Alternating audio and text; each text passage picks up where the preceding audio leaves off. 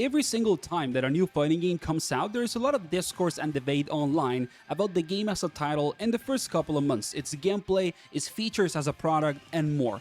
But I feel like over the last few years, there has been a significant rise of one topic of discussion in particular, and that is the idea of competitive balance, or how quote-unquote balanced your fighting game feels and is, and how tournament viable is going to be over time, and if it's gonna build a community around that tournament scene. And I really want to touch this topic in this video because I feel like it's making people forget other core values of game development and gameplay design that are arguably more important, that have kind of like been left behind for the idea of prioritizing balance and also esports opportunities for fighting games. Now, of course, as a small disclaimer, this video is not against balance, okay? I'm just trying to open up a discussion about a middle ground with other features that I think are extremely important in game design that sometimes are forgotten for the sake of esports or competitive viability, especially when it comes to fighting games. Like and subscribe if you want to support the channel, if you enjoy content about fighting games, of course, which is what we do over here.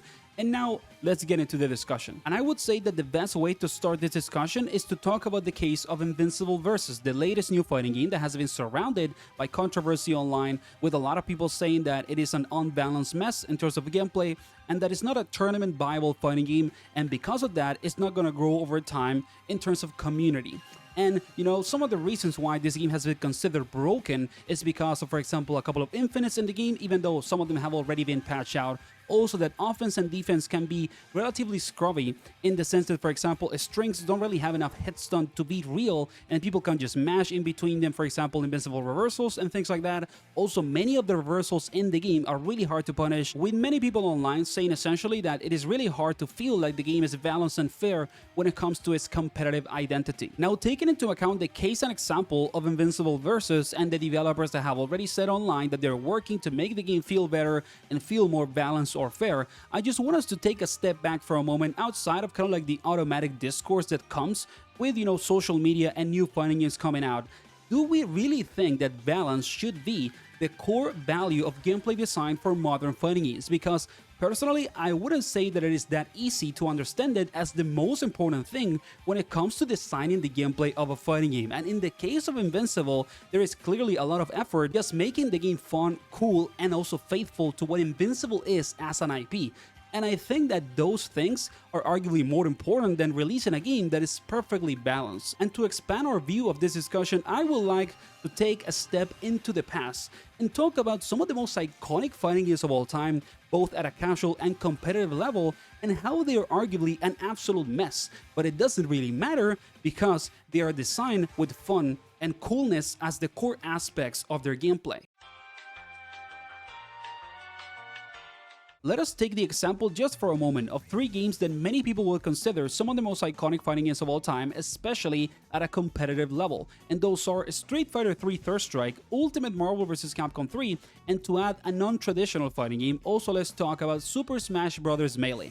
I can tell you that these three games that you're seeing on the screen, many people will think that they are the peak of competitive fighting games and also the highest level of esports that we have ever gotten when it comes to competition in video games. But at the same time, I can assure you that the idea or value of balance was not necessarily core in the gameplay design of these games at all. And when you look at some of the strongest interactions in this game, they are absolutely broken and unbalanced as hell. And if we do a quick zoom in into all of these games, things get really crazy really fast. For example, Third Strike and Yoon. Yoon is considered one of the strongest characters in the game, and I don't know if there's anything as strong in Third Strike as Yoon's super, because when Yoon turns his install super on, he's essentially invulnerable all the time, because the idea of supers having invulnerability in this game also applies to his entire hitbox while he is on his install super. So there you go. Is that balanced? I don't think so, and you're probably not going to win against anybody that knows how to play Yoon relatively well and has meter to turn on the super. So this guy's from Japan. He's playing Yun. I already lost. Just letting you know that I already lost. Then we go to the case of Ultimate Marvel vs. Capcom 3 and Phoenix, okay? If you get all the conditions necessary with Phoenix as your anchor or last character, she can actually resurrect and come back into the fight as arguably one of the strongest characters in the entire game.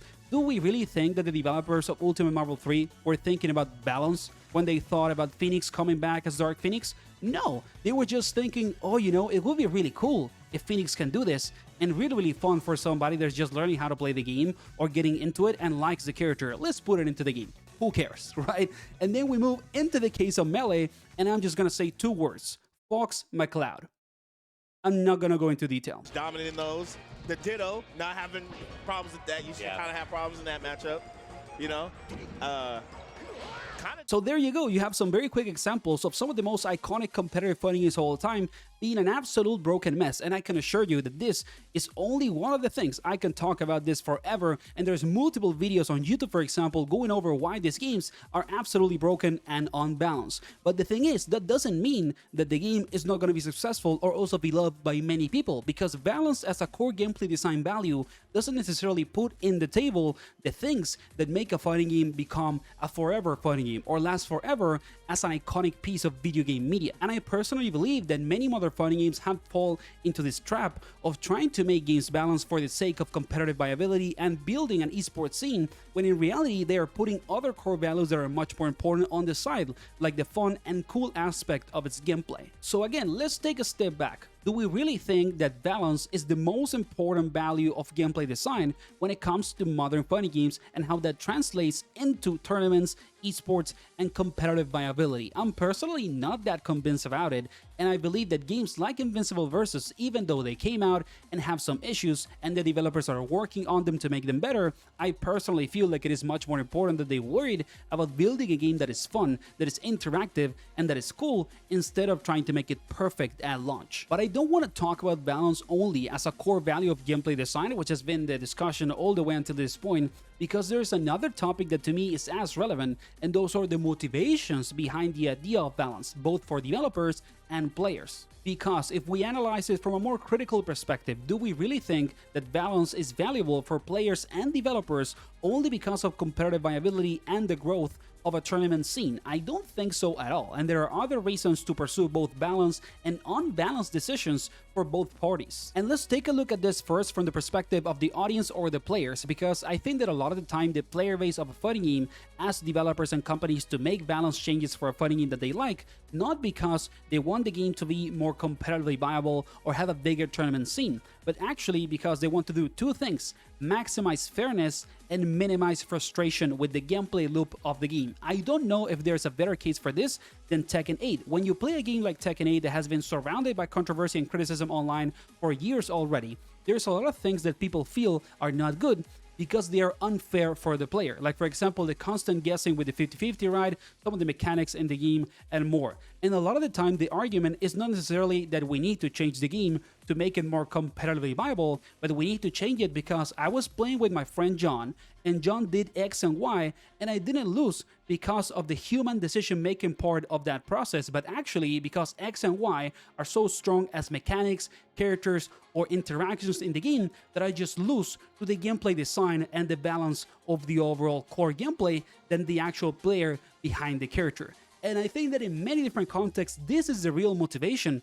for asking for balance in the audience of a game, more than just pursuing bigger tournaments and a better competitive scene. And then you also have the case of developers and companies behind these games and what are their motivations to decide if something is going to be balanced or unbalanced. And there are so many reasons that are not related to competitive viability. For example, let's take the case of Luke on Street Fighter V by the end of the game as DLC.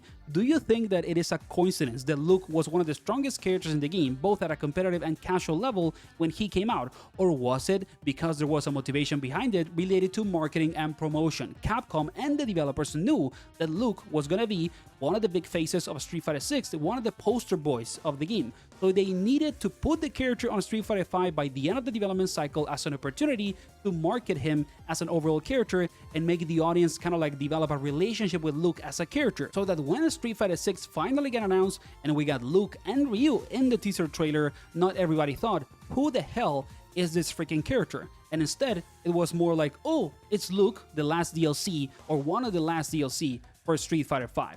Then you also have, for example, another case that you could argue is for promotion or marketing, the new Teamfight Fuse in 2XKO, in which you can pick up and play as the 2 characters in the screen at the same time, either solo or as a duo, but it is clearly targeted to have more duo play, both in competitive and casual level. And it is obviously a marketing strategy to also enhance or put in the spotlight one of the strongest and more unique things about 2XQ as a game, which is the fact that you can play with somebody at the same time in your team as a co-op fighting game. Those of you out there are asking, why teamfight as a fuse? Tell them, Claude. You've all shown us that 2XKO is best played as a duo, so we wanted to add a fuse that really leans into duo play. Teamfight is great for any duos who really want to explore their duo synergy, but also great for duos who just want to improvise and go crazy. And all of those, motivations or the decision making behind all of this decision is not related at all, arguably, to the competitive scene and its viability, and it's more connected to, for example, marketing or promotion. And there are obviously other reasons for both players and developers to make this decision or to follow and push for balance that is not connected to the tournament scene. And like I said at the start, this video is not against balance. It is not discourse saying that all fighting games need to be broken or something like that. Not at all. Balance is obviously very important, especially when it comes to modern or newer games, because now we have the opportunity to make changes in the gameplay of many of these titles without releasing a new revision of the same game over and over and making people pay more money for the balance changes. So it is something positive if developers are actively trying over and over to make their game a better experience when it comes to the gameplay. But at the same time, I wanted to put this topic on the table and maybe just for once think, what if there's other values of gameplay design and decision making that are more important than a fighting game being balanced? Like, for example, a game being fun, a game being unique, a game being engaging, a game being a good product and feature rich, and many other stuff. Thank you for watching. Like and subscribe if you want to support the channel and you enjoy content about fighting games, and see you on the next one. Take care.